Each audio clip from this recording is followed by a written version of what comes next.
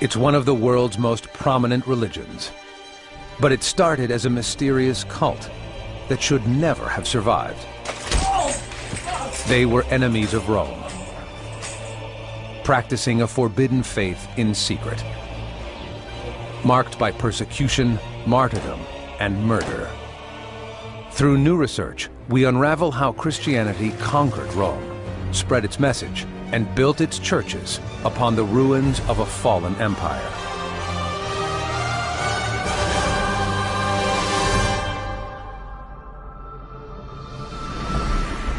Rome is a vast empire. It stretches from the forests of northern Europe to the deserts of North Africa, from the Atlantic Ocean to the Middle East.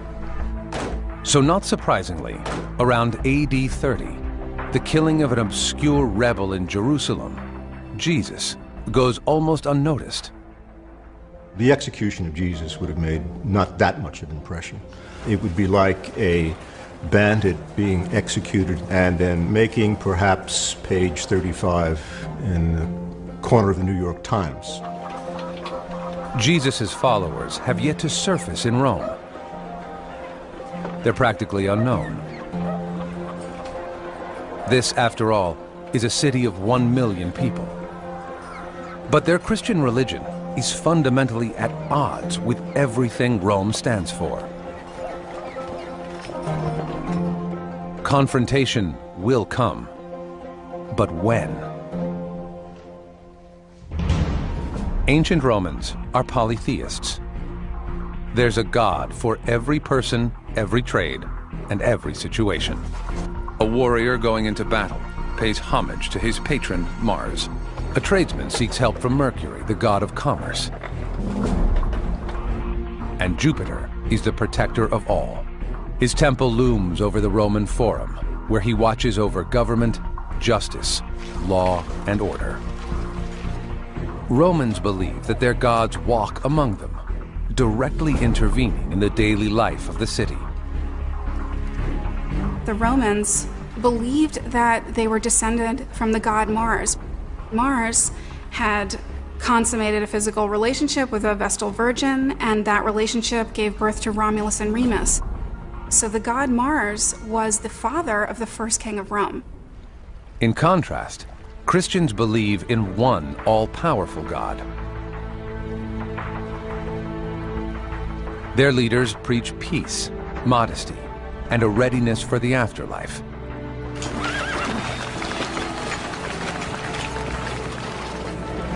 But the Romans draw little distinction between political and spiritual power.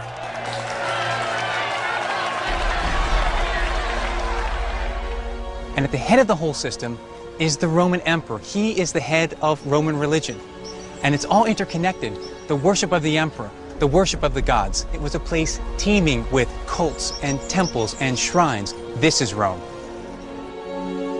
It's the state's duty to honor and appease the gods, for the city to prosper. So in the heart of the Forum, in the temple of Vesta, a group of women are required to keep watch. There's a symbolic fire always burning, tended by the priestesses, and it's very, very important to the Romans. Now, tradition has it that the fire goes all the way back to Rome's earliest beginnings, and the Romans feared that if it would ever go out, it would be a terrible omen for the future of the city. A sacred trust has been placed in the Vestal Virgins. They are the most powerful women in the city. There are 6 Vestal Virgins. They're chosen in childhood by the chief priest, the emperor. And they dedicate their lives for 30 years to the goddess Vesta. Their chastity and purity keep the goddess happy. When the city prospers, they get credit. But when disaster strikes, a bad harvest, military defeat, or outbreak of plague, they are blamed for failing in their duties. And they said, well, something's gone wrong, the gods are displeased with us, one of the Vestals is unchaste, and when she was accused of unchastity, she was buried alive. It's a lesson that the Christians should learn. Religion and the Roman state are so closely bound together that a threat to one is seen as treason toward the other, and Rome will strike back.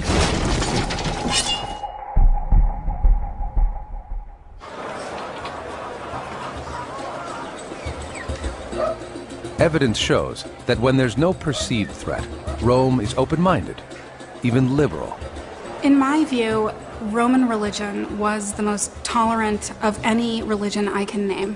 What we find, in fact, is that Romans were probably initially surprised by the rigid monotheism of the Christians. They just couldn't understand why they couldn't worship other gods. The Romans have their official pantheon of deities.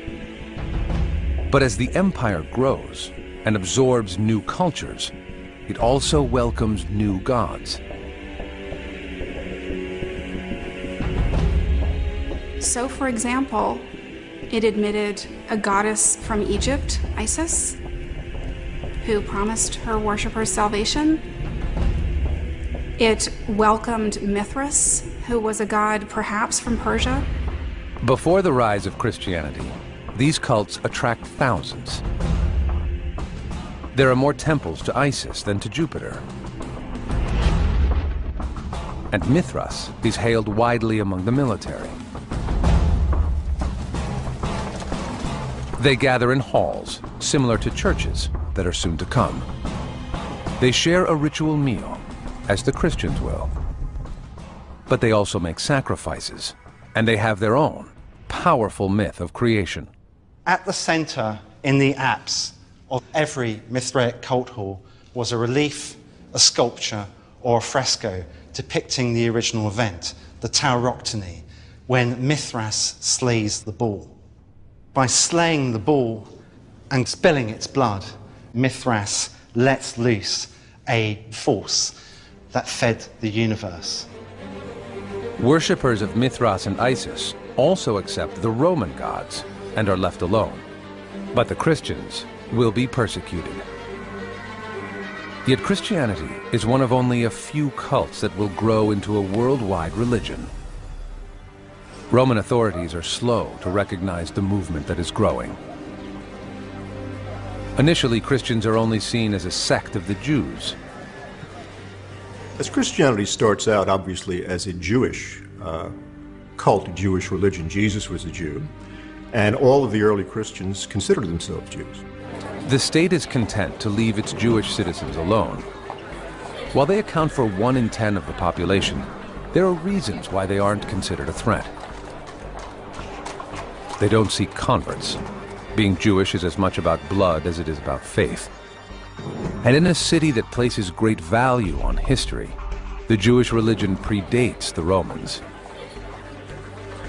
What gave them respectability was that their religion was manifestly old. They were just considered a strange and different community that kept to themselves. But the first Christian missionaries emerge with a message that's much more threatening. Generally speaking, early Christianity is a religion of the poor and people who aren't part of the system. Rising from the lowest segments of society, the Christians worship one of their own. What was peculiar about Christianity, to a Roman's point of view, is that it originated recently with a particular individual, and that particular individual was executed as a criminal, made the religion even more peculiar and more suspicious to the Roman authorities. But by the time it hits Rome, it's already an established presence in cities across the Eastern Empire.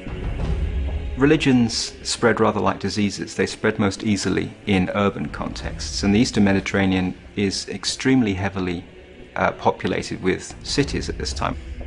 The Christian message is spread via networks that the Romans built themselves. Their trade routes, their road system. Finally, missionaries spread the message to the imperial authorities. And one missionary walks thousands of miles on Roman roads. He is a prisoner, sent for trial by Jerusalem's Jewish elders who find his message offensive. His name is Paul, and he is revered in Rome long after the empire falls. Paul was greeted by representatives from the Christians already in the great metropolis. Now Paul was coming to Rome itself. He had come to the center of the world empire, and the emperor would now decide his fate. The Emperor Nero's actions could be seen as a very costly error. Paul is secluded at home for 2 years before his trial, but during that time, he's still able to preach. This church is said to be built near the site where he stayed. This is about as close as we can get to where Paul the Apostle might have been when he came to Rome. We're in a commercial district, and we know from Paul's own letters that he himself was a tradesman. It seems to make sense that when Paul came to the city of Rome, to come along an alleyway like this and would have met other tradesmen that would have shared a great deal with Paul. So we think this is where he was, and this is what he did. It's in meetings held here that the entire foundation of the Roman Church is laid. They'd have come together, they'd have been evangelizing, they'd have been talking, they'd have been growing the community. But within that community, they're meeting together for table fellowship, they're meeting to pray, they're meeting to sing hymns of praise, and forming these kinds of Christian networks that start to really grow and take hold in the city. The Christian's message doesn't appeal to all. To the urban poor, it's simple and seductive. Christians were promised that they were going to a happier place, a place that they would be welcomed, and they would be one of the elect in this place called heaven. And yet to the ruling elite, the dedicated followers of the old religion, the gospel sounds like a challenge. Jesus was quoted as saying, "I come not to bring peace, but a sword." If I were a Roman on the streets in the 1st or 2nd century AD, I really would have wondered about this new God. The righteous will be taken up into the kingdom of heaven, and the unrighteous, he says, will be cast into a furnace. By pure coincidence, a fire is coming and will burn down over half of Rome. And the emperor will ensure that it's the Christians who pay. In AD 64, the worst fire in Rome's history wipes out 70% of the city's buildings. This is the moment when Romans turn on the Christians. As the smoke clears and the scale of the damage is revealed, the Emperor Nero is faced with 2 urgent tasks: to start rebuilding and to find someone to blame. It was believed by many that Nero himself had set the fire in order to clear an area where he could then build his palace, the palace that he constructs very close to the Flavian Amphitheatre today, the Colosseum. He sees an opportunity to simultaneously divert suspicion away from himself and deal with a growing threat. Nero blamed the burning down of the city of Rome on the Christians. He could then attack them, have them persecuted, have them burnt or crucified to the edification of other people in the city. Nero orders execution for the Christians. And 2,000 years later, our image of the pagan Roman emperors is defined by his violence. Now, he didn't just kill them. He made a sport of it. He had some of them wrapped in animal skins and torn apart by dogs. He had some of them crucified, and he even had some of them dipped in pitch and set alight. It was a truly terrifying time to be a Christian in Rome. Romans equate justice with humiliation, maximum cruelty, and public degradation. It's the best way to take down a public enemy.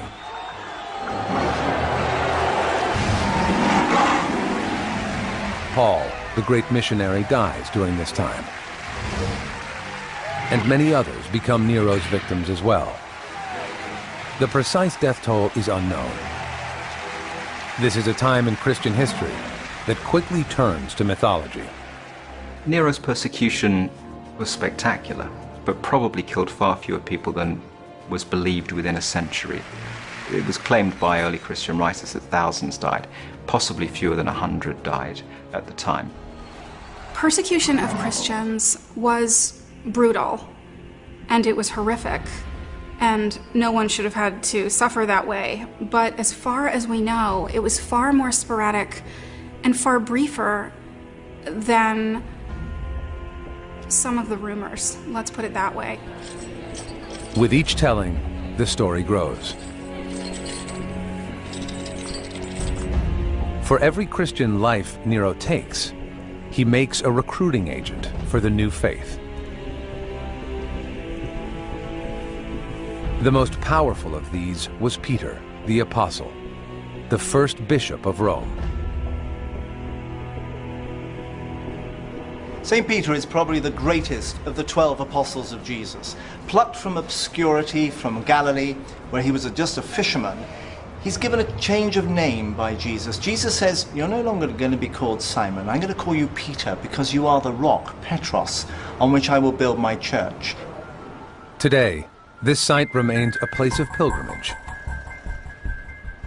The church that stands here is called St. Peter in Prison, because in the 1st century, there is a notorious jail here.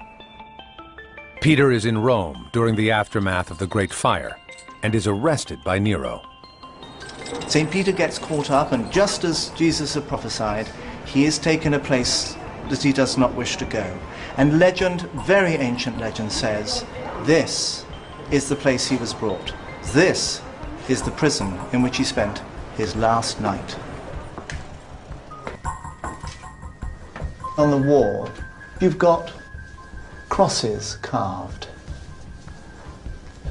There's another one here. There's a very big one here. But for me, what's most powerful is this. Here is the cross upside down, and the tradition says this is how Peter was crucified. He said, I'm not worthy to be crucified as my Lord was crucified. I want to be crucified upside down. Peter is killed. Few can know the effect that his death will have.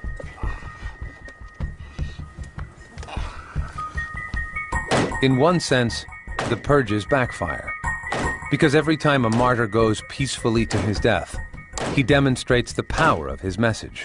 Romans were not looking forward to death in the way that Christians may have been. One thing we have to remember about Christianity that absolutely separates it with a very wide margin from ancient Roman religion was that Christianity promises that its adherents will go to a good place when they die. But still, Nero's attacks drive the Christians underground. They have to operate in secret, provoking rumor, suspicion, and confusion. They saw baptism, they saw Christians lowering people, even children, into the water, and they believed that Christians were drowning people. This was part of their faith. It was their custom to call one another brother and sister if they were in the faith. If an average Roman heard a Christian addressing his wife as sister, an average Roman would think that they were engaged in incest. They heard that Christians ate the body and blood of a man, their god. So Romans hearing this on the street thought Christians are cannibals. While stories of courage and martyrdom attract new followers to the faith, misunderstandings breed suspicion and hatred.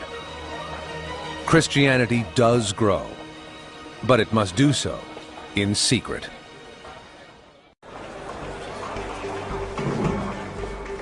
For almost the first 300 years of its history, Christianity is a forbidden religion. Its followers are mainly poor and disenfranchised. They suffer harassment and discrimination. Yet their numbers increase. Other cults fade and disappear, while this one endures because of its clear and practical advantages. The Christians have neither the wealth or security to compete with the Romans, who build grand temples and statues to their gods, and worship with elaborate public rituals. Instead, Christians keep things simple.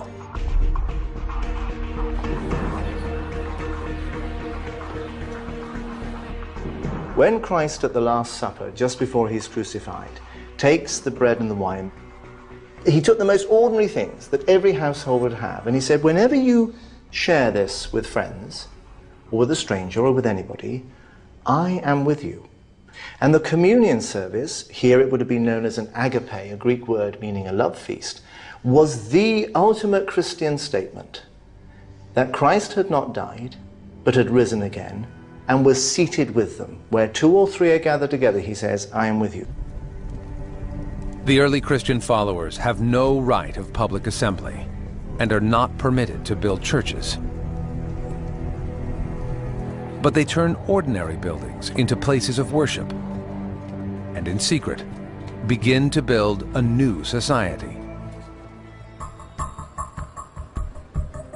From the outset, women are key players. This is St. Cecilia's, a 19th century shrine to a 3rd century martyr, one of the most important figures in the early years of the church. You can get underneath the church and see what was there before. The ruins of a 2nd century apartment building. What we think is that there are Christians who came here and that this was actually the house that belonged to Cecilia herself, and that she started what we call a house church in this space here. In male-dominated Roman society, the home is the one place where women have control. Out on the street, women weren't allowed to have positions of authority. They couldn't hold public office, for instance. But once you were inside a house, a woman could flourish. She could really come across as somebody who had a great deal of authority in her own space. Cecilia's home becomes a safe house where groups can gather. And though there's little formal structure to the early church, it connects its members to other Christian cells across the empire. They provide opportunities for these traveling missionaries who couldn't preach on the streets to come and do so in their living rooms. Women came in droves. And most of the converts that we know about were apparently women. And the messages would spread, women would be there and would be around listening to this, and then they would go to their homes and they would talk to their families about it, and they could raise their children according to the sort of virtues and messages that they had learned from these traveling missionaries. Some scholars believe that the new faith attracts women for one specific reason. Women got a raw deal from traditional Roman religion. Within the Roman world, within traditional Roman structures, young girls had a very small chance of surviving. If a family had a second daughter, that daughter would very likely be killed shortly after birth. Christian society didn't allow this. Women adopted Christianity because to them it was a way of preserving their family. The message that all are equal in the sight of God means that Christianity is recruiting in areas that other cults ignore. It admitted all comers, so it admitted slaves, it admitted free people, men, women, rich, poor. Anyone could join without an initiation fee, which other mystery cults actually charged. They charged initiation fees. You needed to pay no money to worship Jesus. And to those with nothing, the Christian network offers real, practical help. Poorer people were attracted because of the social institutions that church organizations provided. So that if you were poor and if you were ill, the church would take care of your children. If you needed a job, a member of your society might be able to find you a job. If you needed food, the Christians would provide you with food. They set out to win hearts and minds. It works. Christian communities encourage people to stay and nurse the sick, whether they be Christian or pagan. Now, what would be the natural response? They would be far more likely themselves to convert to Christianity. In fact, the Christians' attention to healthcare is so successful that people simply live longer. One finds waves of epidemic disease sweeping across the eastern Mediterranean, wiping out large numbers of the population, some estimates as high as 30%. Christians nursed more effectively than pagans. The Christian community had a much higher chance of survival. They have a high rate of conversion, low infant mortality, increased life expectancy. The march of the Christians is unstoppable. It just takes time. Within a fairly stable population of around 60 million, Christians would be an increasingly large percentage. 10 years or so after the death of Christ, there are 1,000 Christians. And by the year 250, there would be approximately 1.1 million Christians. Christianity and the Roman authorities are moving toward another collision.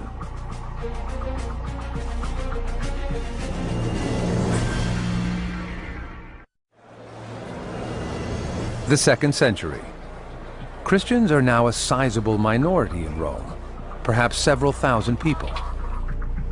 The faith accepts new converts all the time, and its message reaches all corners of the community.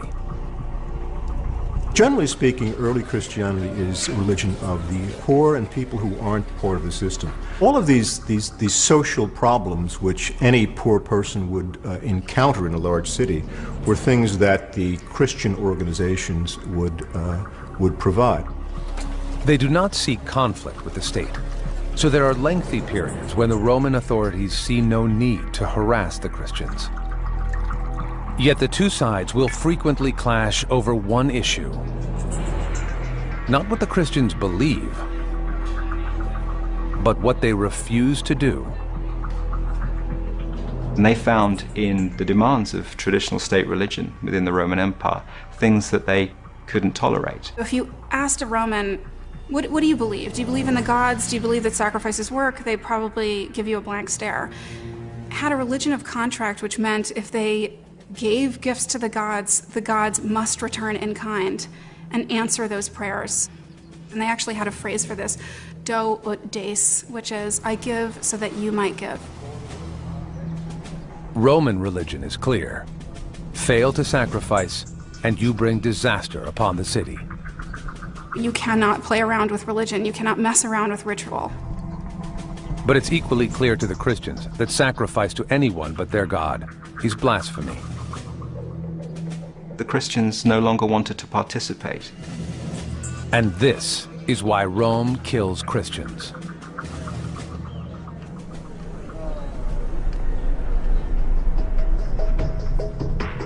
Even the 3rd century martyr Cecilia, who is said to have converted 400 people in a single day, dies not for this, but because she refuses to sacrifice. She's got to face death by the sword. The executioner brings the sword down on her neck, but he doesn't manage to deal a death blow to her. And it takes 3 long days for Cecilia to die. Up to 1,000 Christians die under Rome's pagan emperors. But most of the history about this is written much later by Christians. It's tempting to simply look at this as the Roman state and its religion persecuting another religion, putting it down. But the Romans saw it differently. The Emperor Trajan wrote a letter to one of his governors. Christians, of course, should be punished if they will not sacrifice to the state gods, but they should not, on the other hand, be hunted down. They're simply lawbreakers. One side's revered martyrs are the other's common criminals. They died in the same way as other criminals or others who disobeyed imperial orders would have died in the Roman world. Christian persecution is one way of looking at a problem that others might just call law enforcement and punishment. The Colosseum, perhaps ancient Rome's greatest building, and one of the most recognizable. It's long been associated with persecution.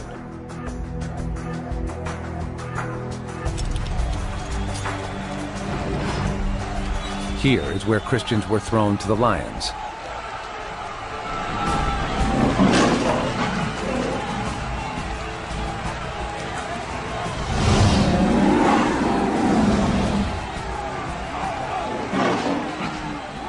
And yet they probably only make up a tiny fraction of those killed here.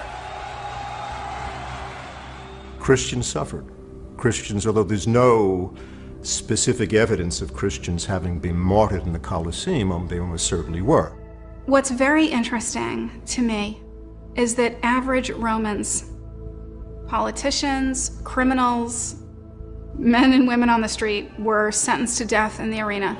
So Christians being sentenced to death in the arena is actually nothing new.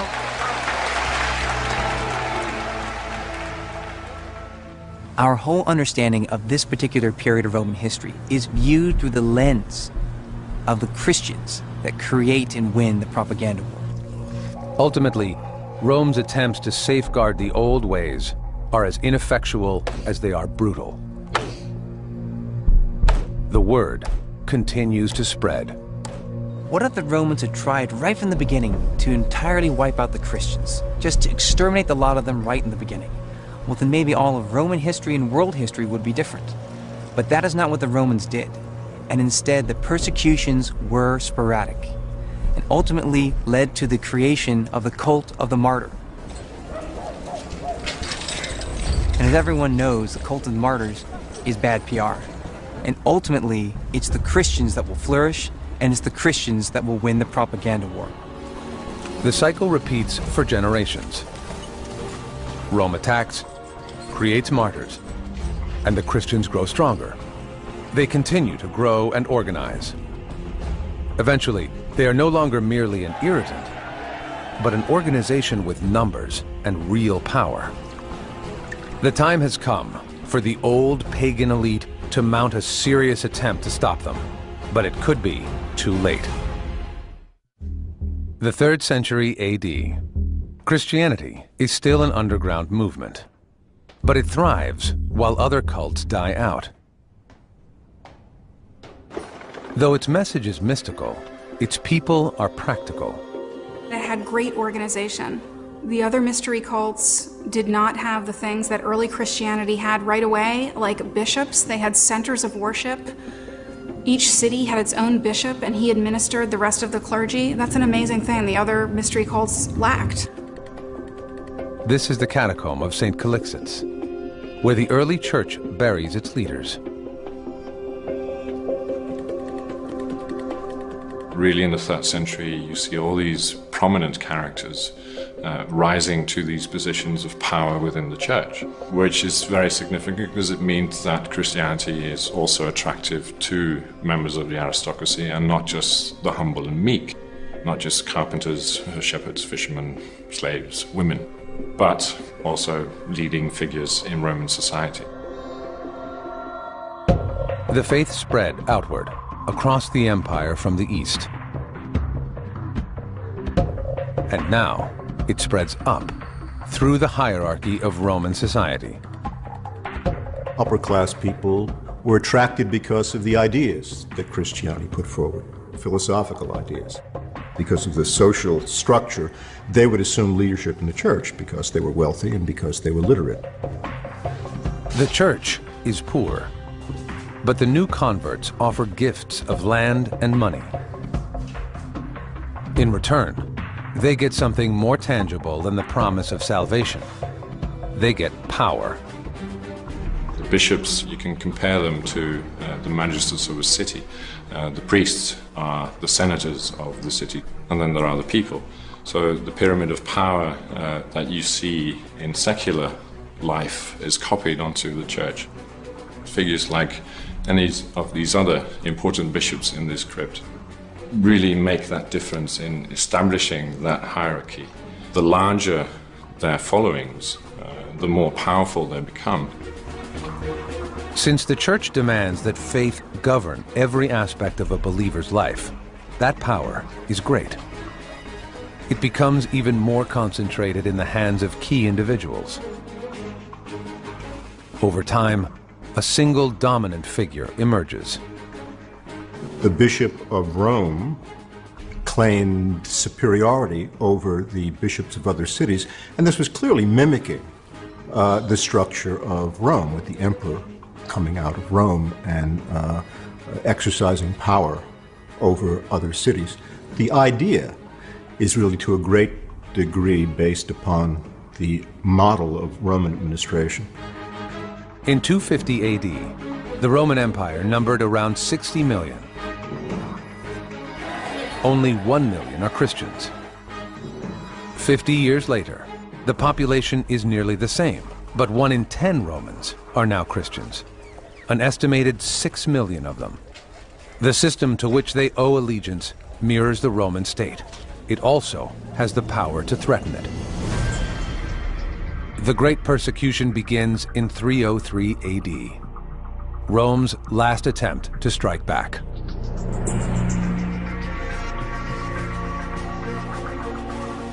This is Piazza Navona, now a tourist attraction.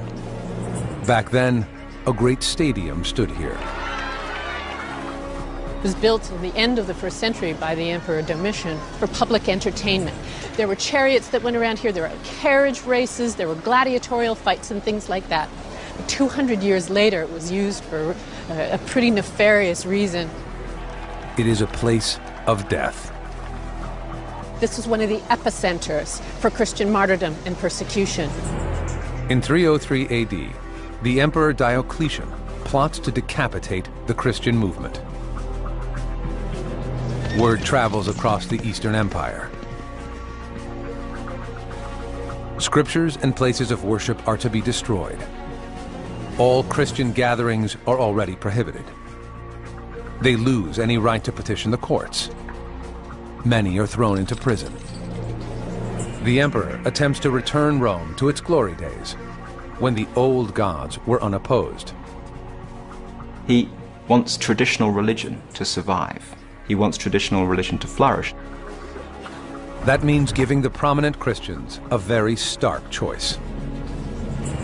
What he demands is a test that they will undertake sacrifice, because otherwise he feels they're not just being disloyal to him, they're being disloyal to the idea of Rome, and therefore they're traitors. Typically, the penalty for this kind of treason is death by burning.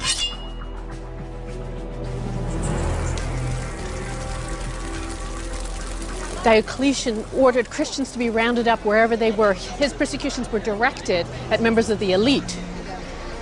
But pretty much anybody who got in the way also risked the danger of being rounded up and brought to this very place. Some Christians give in and sacrifice. Many are simply released by sympathetic officials. Historians estimate up to 5,000 people die. But amidst all that bloodshed, what becomes clear is that this is the last gasp of a once great faith. And it's the old religion, not Christianity, which is dying. Soon, the Roman state and the Christian establishment will fuse and become one.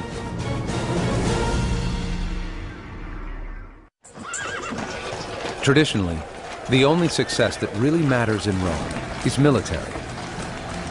In an empire built on conquest, a leader makes his name by winning wars. The Christians' message completely counters the ways of Rome. Yet their takeover of the empire is cemented with a battlefield victory.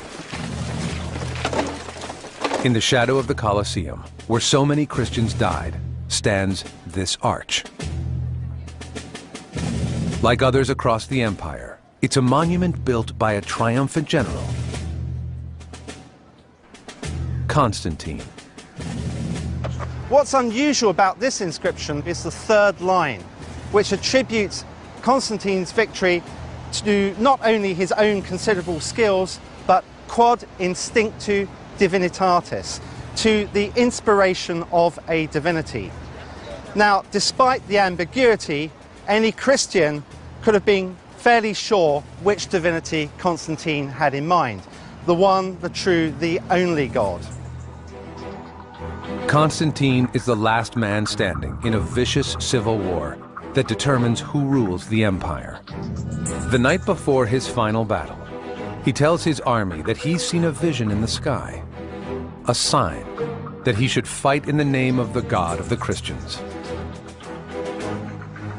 What Constantine and his troops saw has remained a matter of controversy and debate. The church obviously accepts it as a miracle. Skeptics consider it a hallucination, perhaps a downright lie. But quite recently, an ingenious theory has proposed that what Constantine actually saw was a sort of solar mirage, in which a halo appeared around the sun, and what are called sun dogs, or mock suns, appearing at the sides and at the vertex, together conjuring up the vision that could be described as the High Road. The Chi-Rho is one of the oldest Christian symbols and uses the first two letters of the Greek word for Christ. Constantine uses it to send a message. If he went forward with the battle in the name of Christ, he would win. He did. He won. He became the emperor, the sole emperor of the empire, and Christianity had its day, finally, officially. Now that the new faith has reached the very highest levels, change sweeps through the empire. Whatever degree of power and influence Christians had when Constantine came to power, Constantine's conversion to Christianity had a major effect. We find that Christians are being put in positions of higher power. He also provided tax exemptions for members of the clergy. He gave enormous amounts of land to the church, and in this society, land is wealth. So Constantine gives the church both physical and financial muscle, and the Roman genius for order and organization. The church became efficient, it became centralized, it met on occasions, difficult questions were answered, and the force of the state was brought to bear to ensure that decisions taken were enforced universally. Before Constantine, the church was a number of communities loosely bound together, and there was no consistent story of Jesus. It would have circulated as any number of books in any number of forms, because Christianity was an immensely diverse faith throughout the Eastern Mediterranean and into the West. Some of these books were discarded. The ones that Constantine's bishops deemed appropriate became part of the New Testament. Constantine commissioned 50 copies of the New Testament to go to Christian foundations. The Roman Empire becomes Christian. But in its discipline, its single central authority, and its ability to cross borders, Christianity has become ever more Roman. Christianity as we know it, as an empire-wide religion, is inconceivable without the structure of Roman government and the kind of economy and trade and commerce and communication that that empire-wide Roman government provided. This is the chapel of San Sylvester. He's Bishop of Rome, Pope under Constantine. The art on the walls depicts the moment when Constantine bestows legal authority on Sylvester's office. He might be God's representative on earth, but it's the emperor who puts power in his hand. Constantine gives power to the church, represented here in the image, him handing the crown to the Bishop of Rome, taking him into imperial administration, giving him power, giving him secular power, not just spiritual power. Constantine does not make Christianity the religion of the state. That has to be said clearly right from the beginning. But he sets the wheels in motion for a development that goes on throughout the entire 4th century. The fresco shows another pivotal moment. Constantine does something that would have been unthinkable for a Roman emperor just a few decades before. He's baptized. Where he leads, others follow. When Constantine builds the world's first baptistry here, it completes the reversal of the Christians' fortunes.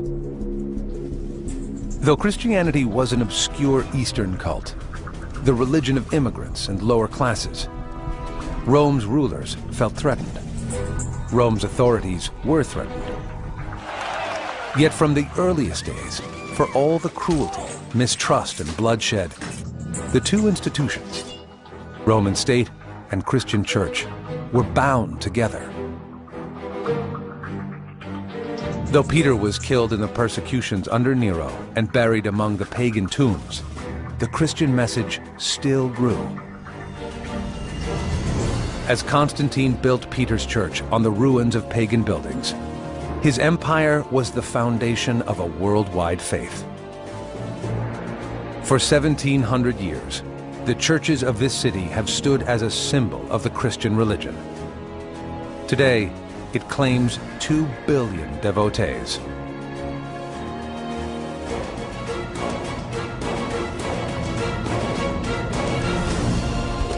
And it still owes a debt to pagan Rome.